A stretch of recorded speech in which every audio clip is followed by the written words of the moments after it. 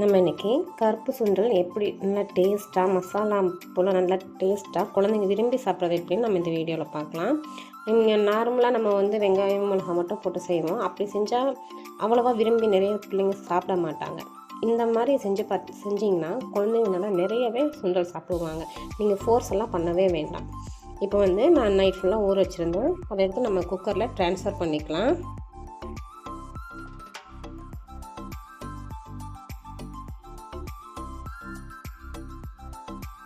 இப்போ நம்ம இதை தண்ணி நல்லா இந்த கடலை மூங்குற அளவு தண்ணி ஊற்றணும்.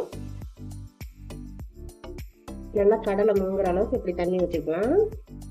பார்த்தீங்கன்னா தெரியும், கடலை கொஞ்சம் மேலே இருக்கு, போதும். நமக்கு உப்பு ஆட் பண்ணிக்கலாம். உப்பு போட்டுக்கலாம். அளவாக போட்டிருக்கோம். பத்தலைன்னா நம்ம திருப்பி சுண்டல் தாளிக்கும் போது பத்தலைன்னா நம்ம கொஞ்சம் ஆட் பண்ணிக்கலாம். இப்போ நம்ம விசில் போட்டு அடுப்பை ஆன் பண்ணிடலாம். எப்பவும் ஒரு 3 விசில் விட்டாலே வெந்துடும்.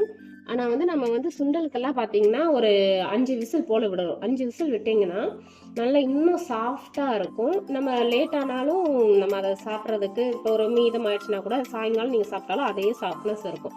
அதனால எப்பவும் சுண்டலுக்குன்னா விசில் அதிகமாக விட்டுக்கணும். ஒரு 5 விசில் விட்டு எடுத்துக்கலாம்.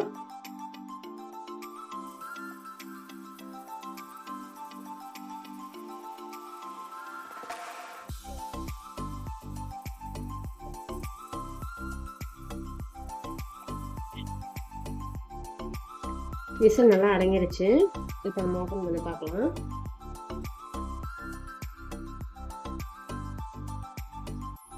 பாருங்க, நல்லா எப்படி வெந்துருச்சுன்னு, தோலெல்லாம் எப்படி வெந்துருச்சுன்னு பாருங்க. வெளியே எவ்வளோ சாஃப்டா இந்த மாதிரி வெந்தாதான் சுண்டலுக்கு நல்லா இருக்கும்.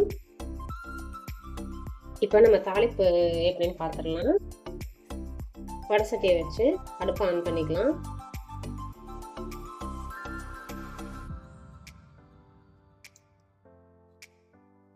எண்ணெய் ஊற்றிக்கலாம். நான் கடலெண்ணெய் தான் யூஸ் பண்ணுறேன். நீங்கள் எந்த எண்ணெய் யூஸ் பண்ணுறீங்களோ பண்ணிக்கலாம். கோல்டு வின்னர் எது வேணாலும் கொஞ்சம் எண்ணெய் அதிகமாகவே ஊற்றிக்கலாம். அப்போ தான் நல்லாயிருக்கும்.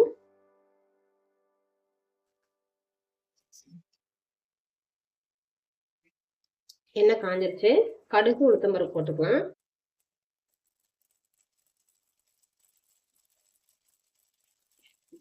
கடுகு உளுத்தம் பருப்பு போட்டோன்னே கருவேப்பிலை போடுறேன்.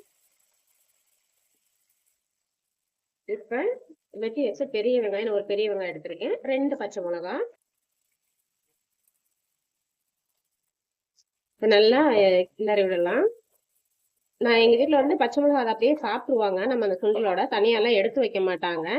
அதனால நான் 2 பச்சை மிளகா மட்டும் போட்டிருக்கேன். இல்ல உங்க வீட்டுல சாப்பிட மாட்டாங்க, பிள்ளைங்க சாப்பிட மாட்டாங்கன்னா நீங்க அந்த பச்சை மிளகாய விட்டுடலாம், போட வேண்டாம். நல்லா வதங்கட்டும். இப்ப இந்த நம்ம கொஞ்சம் சால்ட் போட்டுக்கலாம். ஏன்னா அப்பதான் இந்த ஆனியன்ல கொஞ்சம் சால்ட் பிடிச்சி நம்ம சாப்பிட்றப்ப நல்லா இருக்கும்.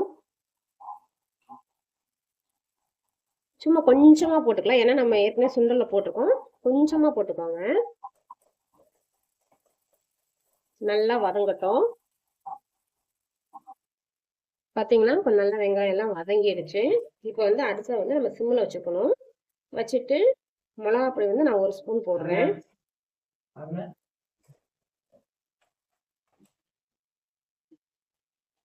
கொஞ்சமா சிக்கன் பொடி ஆட் பண்ணிக்கலாம்.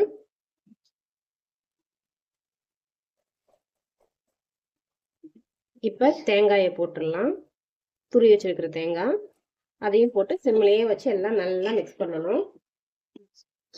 நல்லா மிக்ஸ் பண்ணிக்கோங்க. கொஞ்சம் தேங்காய் வதங்கட்டும். அது வரைக்கும் நல்லா மிக்ஸ் பண்ணிக்கலாம்.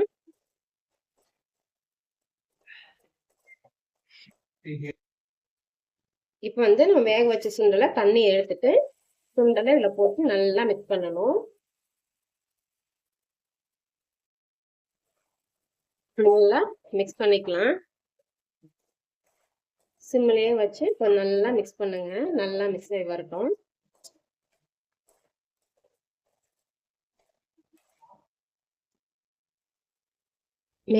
நம்ம மேலாப்பில் அப்படியே கொஞ்சம் மல்லித்தலையும் போட்டு நல்லா மிக்ஸ் பண்ணிங்கன்னா நம்ம சுவையான டேஸ்ட்டான கருப்பு சுண்டல், குழந்தைங்களுக்கு சத்தானதும் கூட. இந்த மாதிரி நீங்கள் வீட்டில் செஞ்சு பார்த்தீங்கன்னா குழந்தைங்க நல்லா விரும்பி சாப்பிடுவாங்க. நீங்களும் உங்கள் வீட்டில் ட்ரை பண்ணி பாருங்கள். இந்த வீடியோ பிடிச்சிருந்தா லைக் பண்ணுங்கள், ஷேர் பண்ணுங்கள், மறக்காமல் நம்ம சேனலை சப்ஸ்கிரைப் பண்ணுங்கள்.